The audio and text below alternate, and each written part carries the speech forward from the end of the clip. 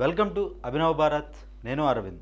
ఆంధ్రప్రదేశ్ మరియు బెంగళూరు మధ్య అనుసంధానాన్ని పెంచే దిశగా Vijayawada to Bengaluru greenfield national highway NH 544G పనులు ఇప్పుడు పూర్తి వేగం పుంజుకున్నాయి. ఈ జాతీయ రహదారి నిర్మాణం పూర్తయితే రోడ్డు మౌలిక సదుపాయాలు మరియు అంతర్రాష్ట్ర రవాణాలో ఒక పెద్ద మార్పు రానుంది.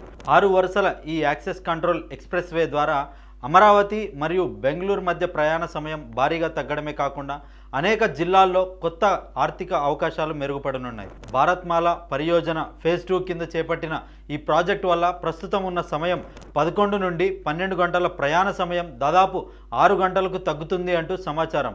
ఈ కారిడార్ ఆంధ్రప్రదేశ్లోని గుంటూరు, ప్రకాశం, కర్నూలు మరియు కడప జిల్లాల మీదుగా సాగి కర్ణాటకలోకి ప్రవేశిస్తుంది. ఇది పాత మార్గాల్లో ట్రాఫిక్ ఒత్తిడిని తగ్గించి వేగవంతమైన రవాణాకు దోహదపడుతుంది. మొత్తం పొడవు వ్యాయామం సుమారు చూసుకుంటే 518 నుండి 624 కిలోమీటర్ల పొడవు గల ఈ ప్రాజెక్ట్ అంచనా వ్యయం చూసుకుంటే 19,200 నుండి 19,320 కోట్ల రూపాయలు. అది గ్రీన్ఫీల్డ్ సెక్షన్కి సంబంధించి చూసుకుంటే కోడికొండ ఆంధ్ర కర్ణాటక సరిహద్దు నుండి అద్దంకి ముప్పవరం వరకు సుమారు 342 నుండి 343 కిలోమీటర్ల కొత్త రోడ్ గ్రీన్ఫీల్డ్ నిర్మిస్తున్నారు. అయితే బ్రౌన్ ఫీల్డ్ అప్గ్రేడ్ సంబంధించి చూసుకుంటే బెంగళూరు టు కోడికొండ 73 కిలోమీటర్లు మరియు అద్దంకి టు విజయవాడ 113 కిలోమీటర్ల మధ్య ఉన్న పాత రోడ్లను ఆధునీకరిస్తున్నారు. అయితే కాంట్రాక్టర్లకు సంబంధించి చూసుకుంటే ఈ ప్రాజెక్టును 14 ప్యాకేజీలుగా విభజించి mega engineering, MEIL, KNR constructions మరియు దిలీప్ బిల్డ్కాన్ వంటి సంస్థలకు అప్పగించారు. ఇందులో ఈ 14 ప్యాకేజీలలో 7 ప్యాకేజీలు ఈ మెగా ఇంజనీరింగ్ సంస్థ దక్కించుకుంది. ప్రకాశం జిల్లాలో ఈ ఎక్స్ప్రెస్ వే అత్యధికంగా దాదాపు 110 కిలోమీటర్ల మేర సాగుతుంది. అయితే ఈ ప్రధాన మండలాలకు సంబంధించి చూసుకుంటే CS పురం, కనిగిరి, వెలిగండ్ల, మర్రిపూడి, చిమకుర్తి, తాళ్ళూరు, అద్దంకి, కొండపి మరియు పంగలూరు మీదుగా ఈ రహదారి వెళ్తుంది. పొదిలి, కనిగిరి వంటి ముఖ్య పట్టణాలు ఈ కారిడార్ పరిధిలోకి వస్తాయి. నారాయణంపేట, CS పురం మరియు పోలవరం, మర్రిపాడు వంటి ప్రాంతాల్లో పనులు తుది దశకు చేరుకున్నాయి. భూసేకరణ దాదాపు పూర్తయి రైతులకు పరిహారం కూడా అందించారంటూ సమాచారం. ఈ హైవే అందుబాటులోకి వస్తే ప్రకాశం జిల్లాలోని వ్యవసాయం మరియు పారిశ్రామిక రంగాలు పుంజుకుంటాయి. వ్యవసాయ ఉత్పత్తులు, ఖనిజాలు మరియు ఇతర వస్తువులను విజయవాడ, బెంగళూరు మార్కెట్లకు అలాగే తూర్పు తీరంలోని ఓడరేవులకు వేగంగా తరలించే వీలుంటుంది అంటూ సమాచారం. అన్ని ప్యాకేజీల్లో పనులు వేగం పుంజుకున్నాయని 2026 నాటికి ఈ ప్రాజెక్టును పూర్తి చేయాలని లక్ష్యం పెట్టుకున్నట్టుగా NHAI ప్రకటించింది.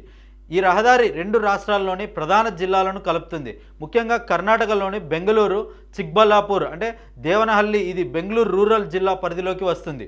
అయితే ఆంధ్రప్రదేశ్ సంబంధించి చూసుకుంటే శ్రీ సత్యసాయి జిల్లా ఇది కోడికొండ సరిహద్దు ప్రాంతం వద్ద ప్రారంభమవుతుంది.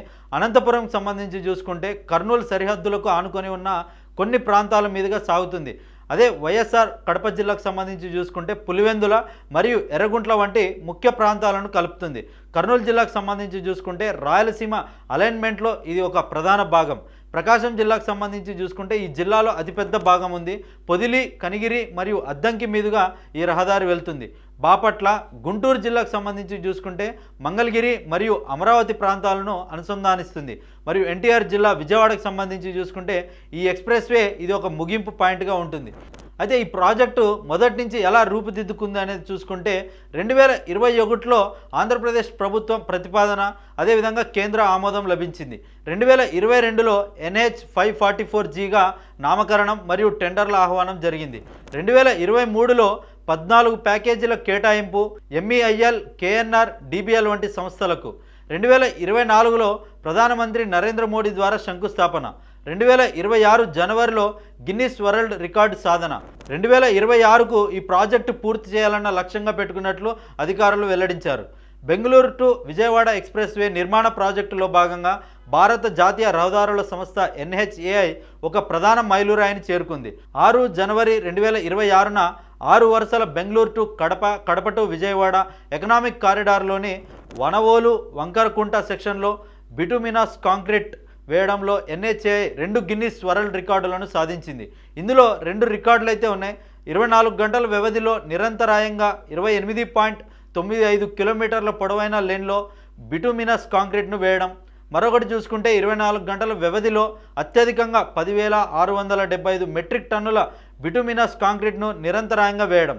అయితే ఈ ప్రాజెక్ట్ వల్ల ఉపయోగం ఏంటి అనేది చూసుకుంటే అమరావతి నుండి బెంగళూరుకు సగం సమయంలోనే చేరుకోవచ్చు అంటూ చెప్తున్నారు.